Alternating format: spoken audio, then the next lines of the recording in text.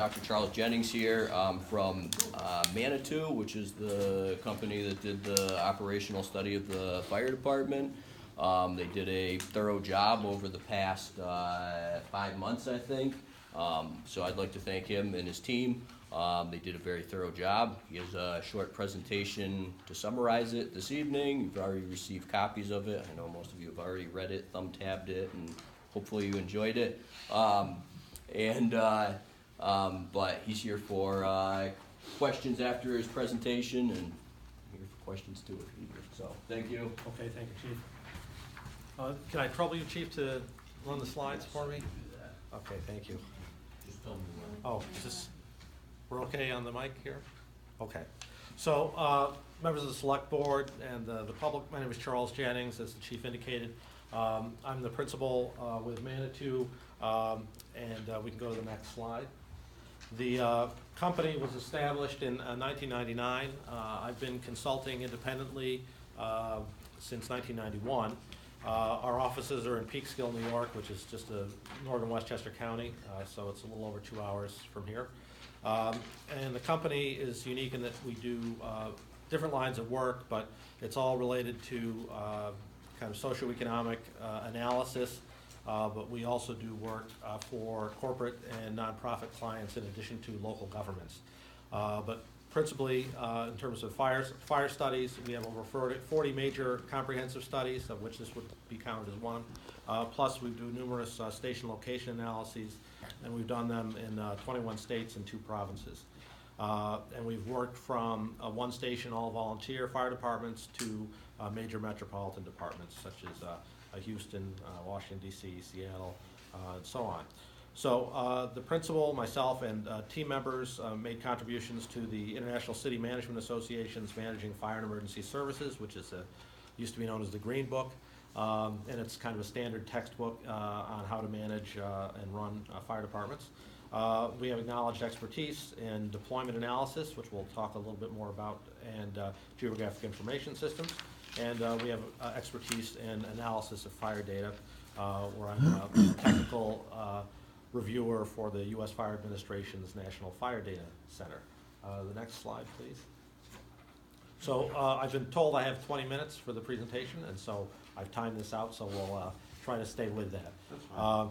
So the scope, real briefly, and this is really for the benefit of the public, because obviously the Select Board is familiar with it, but the scope was intended to provide really a high-level assessment of the fire department, with particular emphasis on risk analysis of the community, an operational review of how the fire department does business, paying particular attention to policy, their mission, and qualifications of officers and personnel. There was a distinct component there with regard to stakeholder engagement. We were asked to evaluate service delivery, and in particular the alignment of services with the expectations of the Select Board, the town manager, and the public. And finally, we made recommendations, and we made, I don't recall how many there were, but probably around 20, for services to be provided by the department.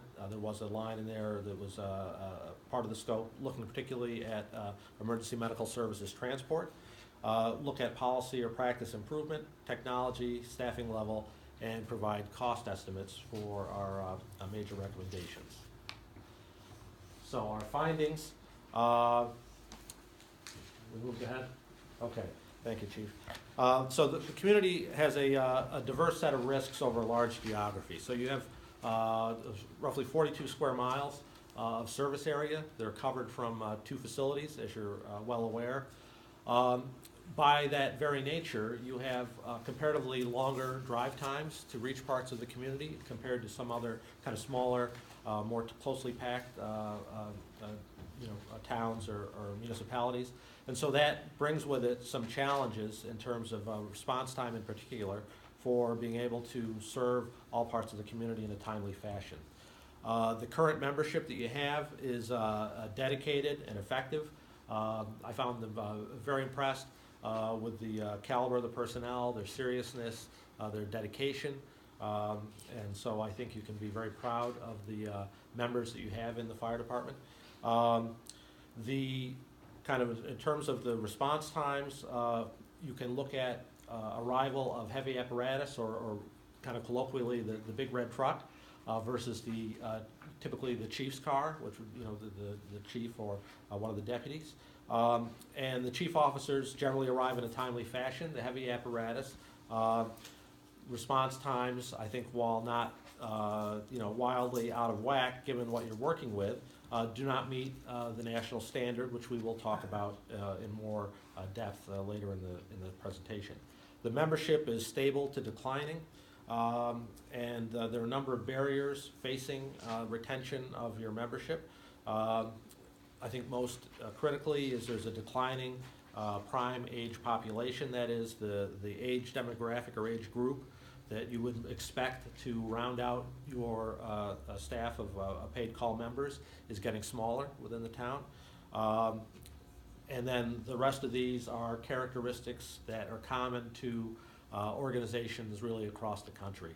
And there is no magic bullet or easy solution for any of these, and these are very difficult challenges that we're often called into communities to try to address.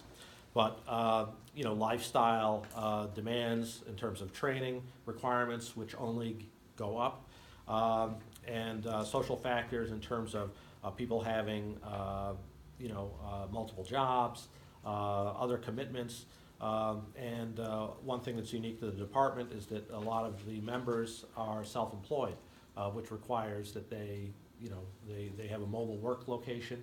They may be remote during the day while they're working, and then also because they're self-employed, they may not be at liberty to leave to attend an alarm. The fire chief, right now you have the chief and an inspector are your only full-time employees.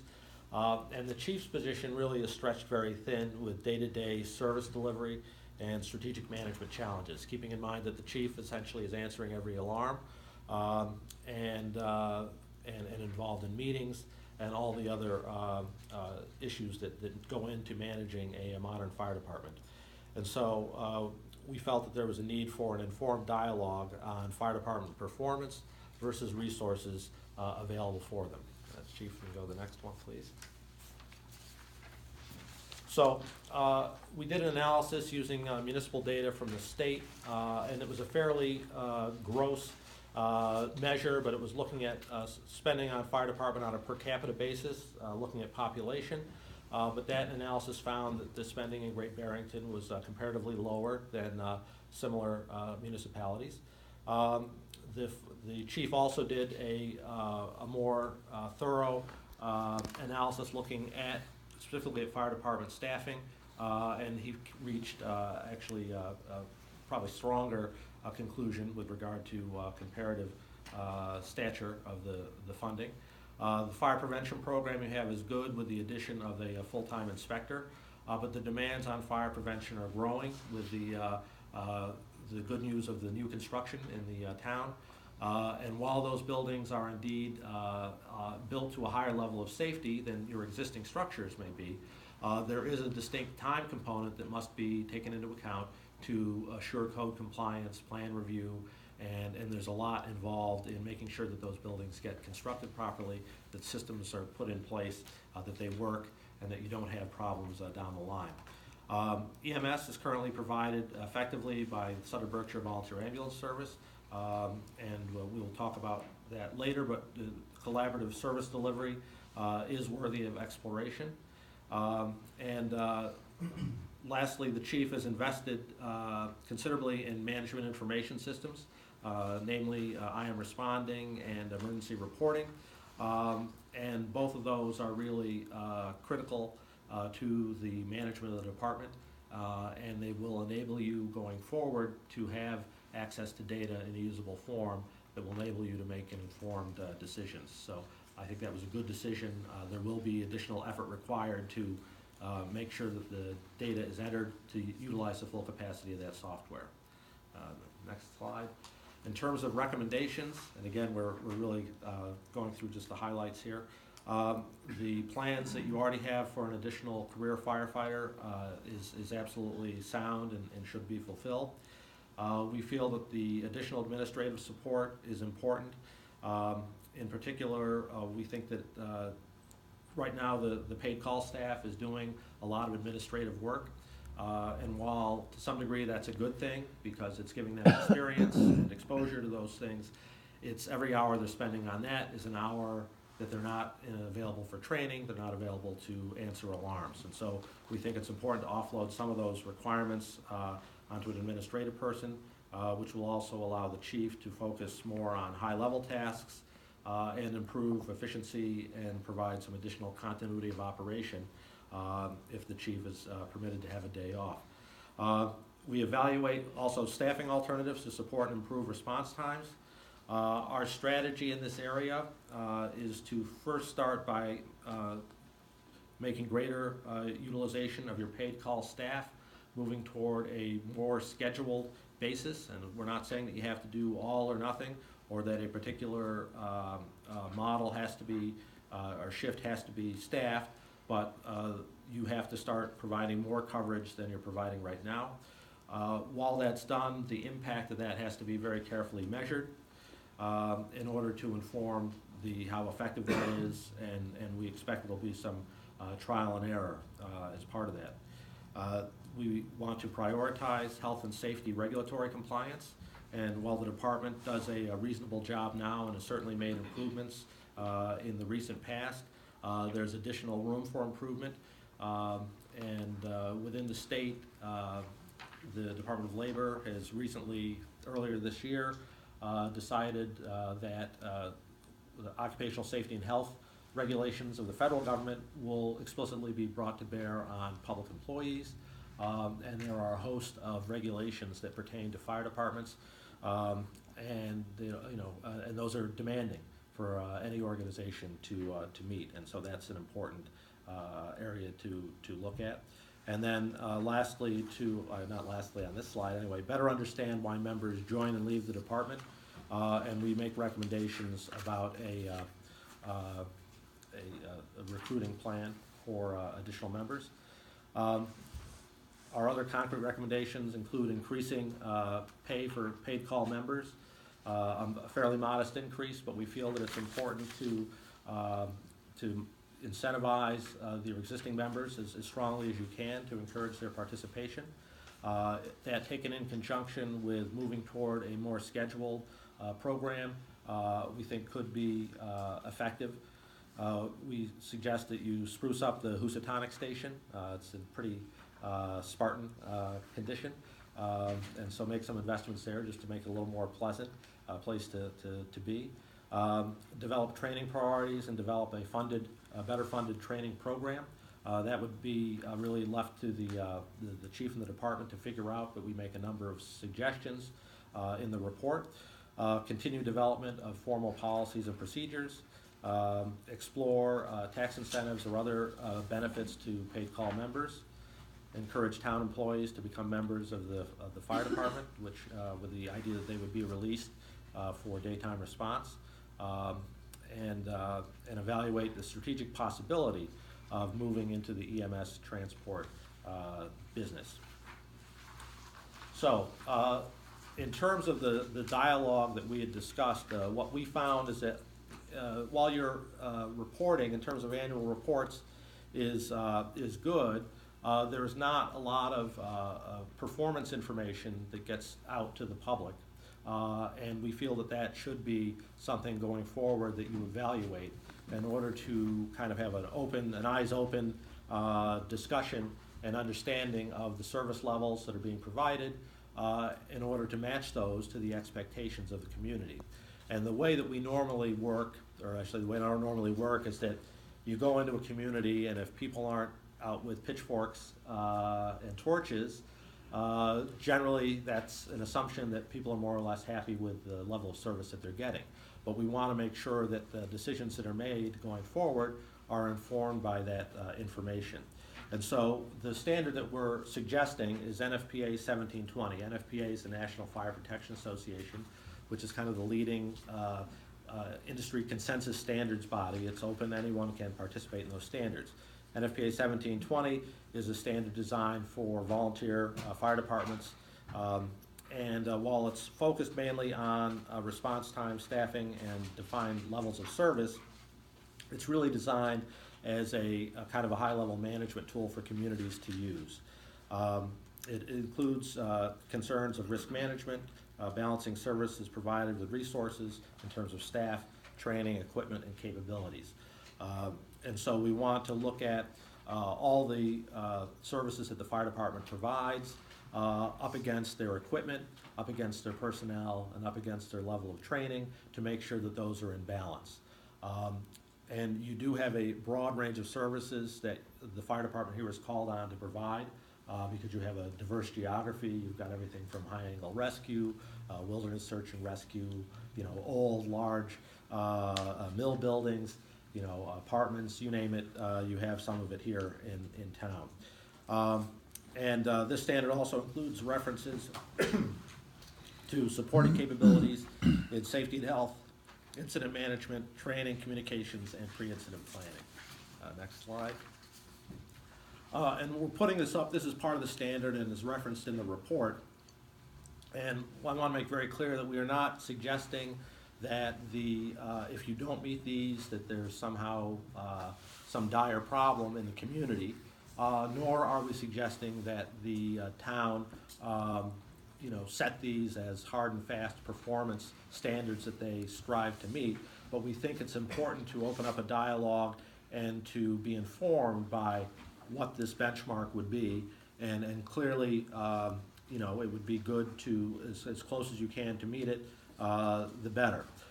We did analysis of the town in terms of the population density, and you actually have a very small suburban area relative to the other two standards, but basically based on the population density, it specifies a number of staff and a response time. And so you have to meet that not only with getting the apparatus to the scene, but by having sufficient personnel within that time frame. And we did evaluate your performance against that standard across those three areas, and that is in the report. This is not a perfect measure, and you have a relatively small number of incidents for which we could carry out the evaluation.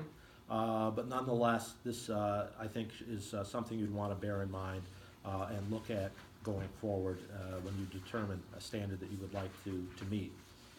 The next slide. In terms of cost estimates, we feel that reasonable investments can be used to achieve priorities as identified jointly by the town and the fire department. And we spell out a number of the recommendations, and many of them do not have a direct cost associated with them, but we do have a number of alternatives that we lay out in terms of potential scheduling programs for the paid call staff. And we suggest that those be evaluated and begun on a pilot basis, again, with measurements being made to document their impact. We feel that there should be additional money budgeted to training for the fire department. That is to kind of minimize the burden on the department in terms of doing their own fundraising, as well as where possible to bring training here as opposed to having members have to travel for that training. Again, the specifics of that I think are best decided by the chief with his knowledge of the membership and their needs, but we do again lay out some suggestions. And then we believe that an administrative assistant position for the fire department is appropriate, and the cost for that is approximately $52,000 given the information we were provided by the town. And so our closing thoughts. To summarize, the existing system is functional in providing professional service to the community. We feel that some additional supports are needed. We think it's important that a process to set objectives for service delivery, invest, measure impact, and continue and/or reassess service is necessary. The existing record systems you have in place will be critical to evaluating the impact of these changes. The additional regulatory and training challenges will continue. They are not going away. No one is deregulating the fire department. Investments in fire prevention are important to maintain and will help in the long term to manage your demand, in particular avoid large fires. And we feel that this enables you to set a manageable, data-informed trajectory of making targeted investments in the fire department going forward. And so with that, I will be happy to take any questions you have. Start with the board. Questions? One specific one. Uh-huh. You had identified false alarms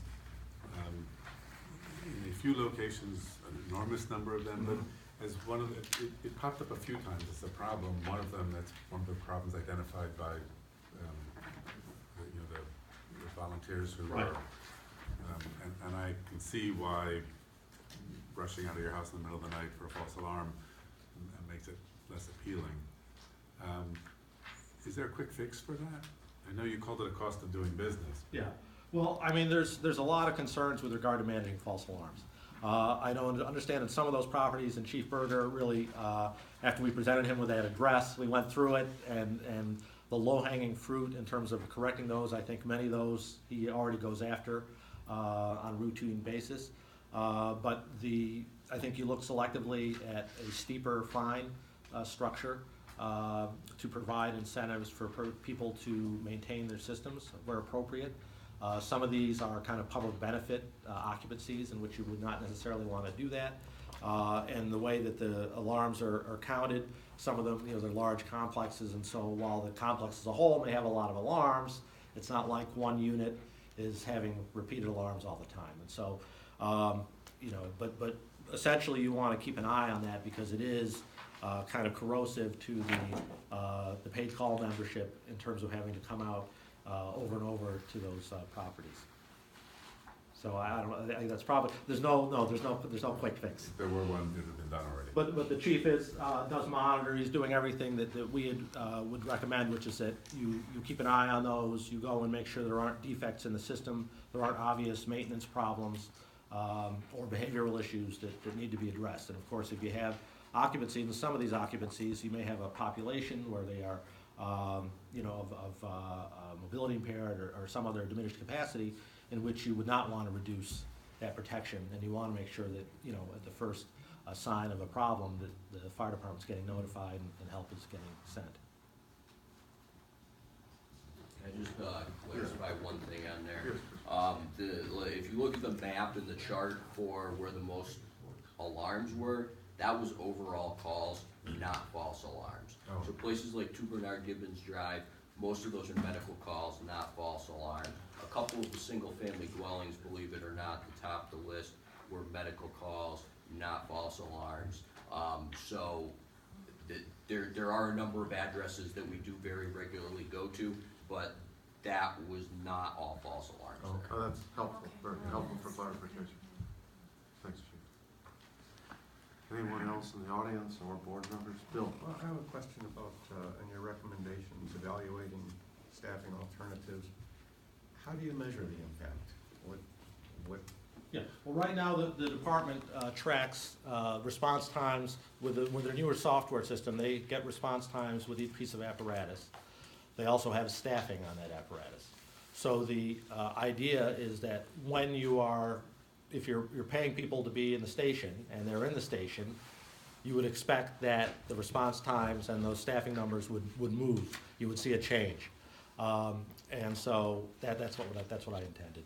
Now, obviously, those things aren't going to be instant. You're going to have some period of time, and you're going to have to go in and look at those over the time periods that you are doing it. And so you don't have a huge number of responses. So, it's not going to be instantly obvious what's working and what isn't, but I think you'll get there. Yeah.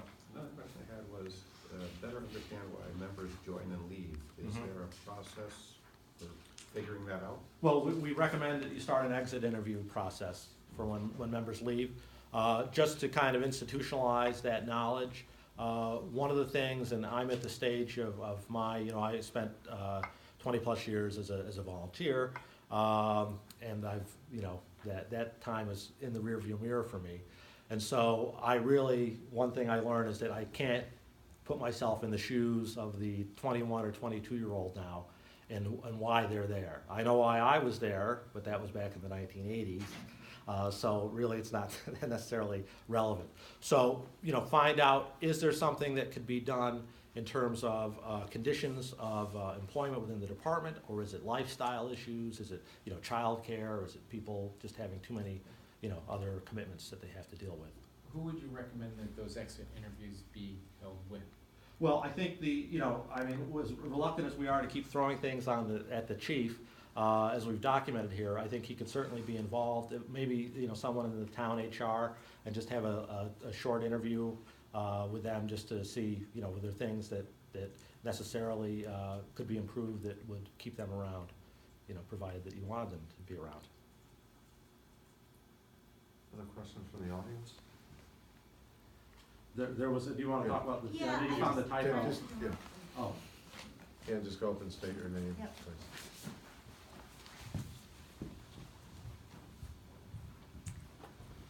Ann O'Dwyer, 26 Firk Street, Housatonic. I actually had two either inconsistencies or typos, and because they actually, I think, do have an influence. And one I think I'd already mentioned, and that was on page 94 of the full report. It says nearly 3/4 of respondents, the bottom paragraph, 94 of the full report, nearly 3/4 of respondents felt that paid call participation would be strong in 10 years. And then when you flip the graph, then it's the exact opposite. And so your sense, and I think it might be worth just double checking to see if the graph is right. no, the graph is absolutely right, yeah. So this should be nearly 3/4 of respondents felt that paid call participation would not be strong in 10 years.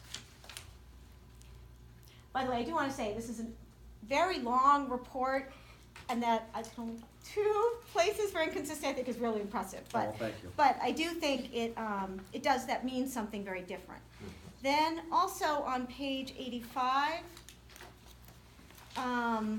this is getting at the employment status of paid call members, and it says here in the second paragraph under the first paragraph under table 8.4, because of the relatively large number of self-employed members, and out of the 24, it's 5. So, and there's 17 employed. So I'm thinking it might be intended to read, because of the relatively large number of employed members, or the small number of, because there's 5 who are self-employed and 17 who are employed.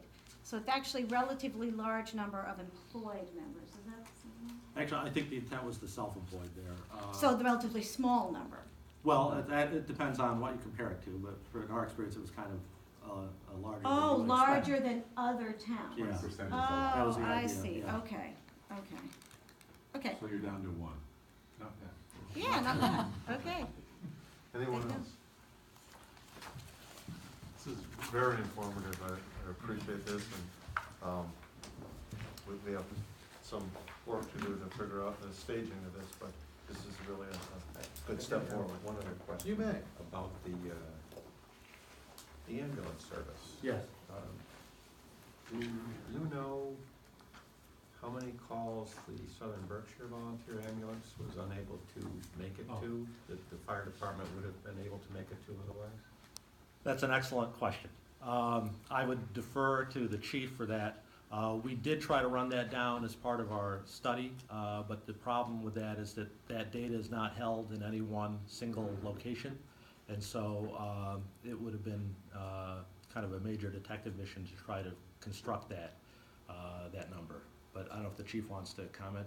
Yeah, that data is not really readily available because nobody keeps track of the number of calls that they don't respond to. They just keep track of the calls that they do respond to. And it's not like there's one service that backs them up. When they're unavailable, it goes to Copake, North Canaan, New Marlboro, Lee, Lenox, and sometimes county. So that's not readily available data right there. Would be helpful. Yes. Just to clarify, I think the EMS component of the study was not, this is not a full analysis of, kind of feasibility analysis. This was a kind of a first pass at was it credible and sensible to even move, entertain moving any forward with it. So that was kind of where we were. And in terms of resources, we found that issue near the tail end of the study, and it would have been pretty time intensive and labor intensive to figure that out. Anyone else? Could you you speak a little bit more about the scheduling ideas that you had about the day shifts for the on-call? Yeah, well, the standard of NFPA 1720, and one thing that's important to bear in mind is that you want to, essentially what you want to do is you want to put your staff at the times when you have the most calls, because that's going to maximize your impact in terms of reaching the overall total incidents that you have to serve. So in some sense, if you wanted to do, and this is going to really, at the end of the day, be driven by the appetite and willingness of the paid call membership, because they're the ones who are going to be signing up to do these shifts and working on it. And so, so basically you could look at, you know, a weekend day schedule, you could look at an overnight, a couple nights a week. If you stay steady with it, you know, say you do Thursday, I don't know, Wednesday and Thursday nights. You say, well, what difference does that make? Well, you look at your total number of calls, you know, and take that number out, and then you can evaluate what are the response times on those evenings when you've got the crew versus when you don't. And so there's a number of alternatives that we put in there. I think the important thing is that, you know, we're not likely to pursue all of those at the same time. I don't think it would be palatable for the membership.